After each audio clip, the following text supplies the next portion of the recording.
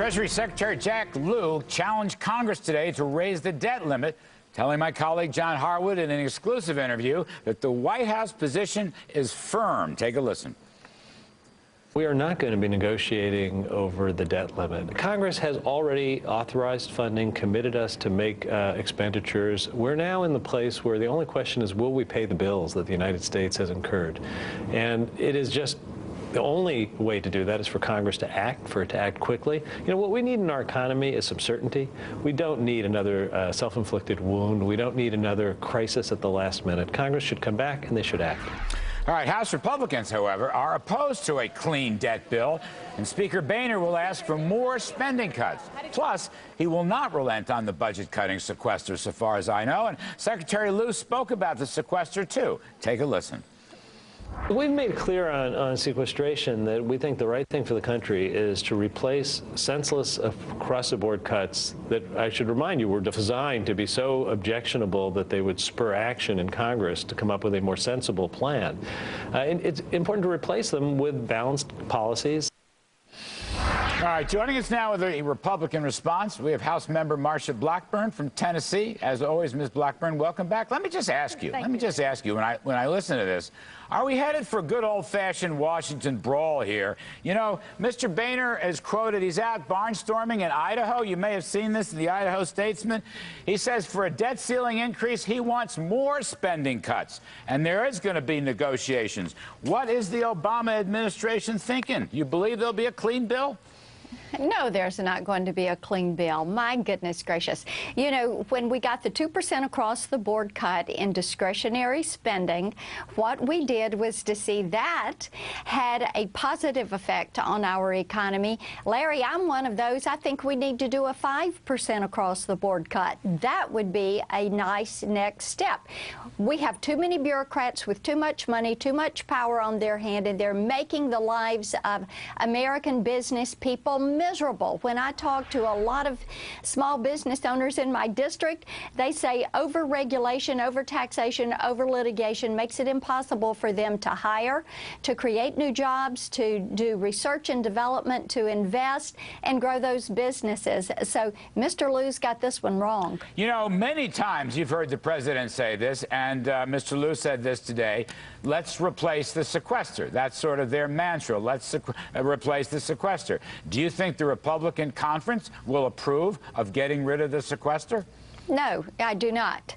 And, of course, the across-the-board cuts and the non-defense discretionary, we need, as I said, 5% there. You have already had the Department of Defense and our military take 2 rounds of cuts. They've been quadrupled on with the cuts, and we need to start to backfill some of that money. Look at what is happening, the concerns with Syria, with Iran, with Egypt, the missteps of this administration in foreign policy and defense policy. We need to be very careful of that. What we also need to do is look at entitlements, Medicaid being the largest, and do some necessary and needed reforms, Medicaid food stamps. We need to make certain that we put some solvency and stability in our trust funds, which are Medicare and Social Security. Government takes first right of refusal on your paycheck. They take their money first. You get the leftovers. They have made a commitment to you. Our seniors need to be certain they get that money back. What happens now? I was talking to a very senior Republican congressional staffer who said how surprised everyone was that the debt ceiling is going to be reached in mid-October. He was thinking maybe November or later than that. So now you've got a continuing resolution to fund the government. That all ends September 30th. You got October 1 date. You may have an October 15th date on the debt ceiling. It's not a big window. Can everything be put together, or will there be 2 bills, a CR and a debt bill, or will you have one large omnibus bill? I think you may see 2 separate bills. And I also think you're going to see the issue of Obamacare, delaying defunding Obamacare. And you're going to see that as we go back in. You have to delay it in order not to have your taxes, fees, penalties, mandates, Medicaid expansion, exchange subsidies get out the door.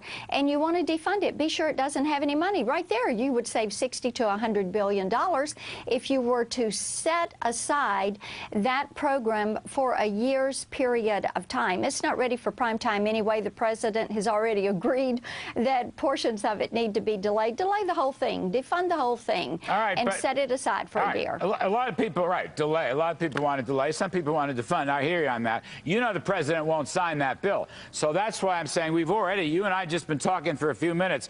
You've disagreed on, let's see, overall spending of the sequester, now on the Obamacare. So basically what I hear is there is going to be a Donnybrook. There is no agreement. The president is dreaming if he thinks he's going to get a clean debt bill or a clean anything without intense negotiations. Well, yes. You know, the president has mishandled so many situations, whether it's jobs, the economy, the issues around health care and Obamacare, whether it's foreign policy. And Benghazi, you know, I'm one of those. I think before the president gets anything else, maybe he should go before the American people and tell them what he was doing when Benghazi was burning and 4 Americans were losing their lives. We still don't know where he was that night or who gave the stand-down order. So I think that there is a lot of mishandling on the part of this president, and it has caused so many questions among the American people, and they don't want us to give them more money to spend and to not be accountable for it, Larry. I think people have had it. Only 9 working days in September and maybe only 2 weeks in October for the debt bill. So that is going to be one heck of an operation for the budget. Yes, it is. House Member Marsha Blackburn, as always, we appreciate you coming on to the show. Now, folks, it's time to take another look at the economy. Where does it go if we have this expected long, drawn-out fight over the budget we just talked about? That's next up on the Kudlow Report.